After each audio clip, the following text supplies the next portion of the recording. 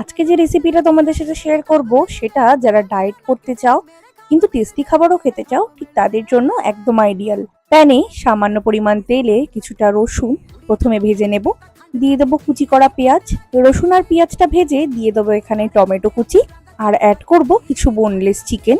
প্যানটা যেহেতু ছোট পড়ছিল তাই আমি কড়াইতে ট্রান্সফার করে নুন দিয়ে চিকেনটাকে ভালো করে সেদ্ধ করে নিয়েছি। অ্যাড করব এখানে বিনস আর গাজর, তোমরা চাইলে গাজর আর বিনসটাকে সেদ্ধও করে নিতে পারো।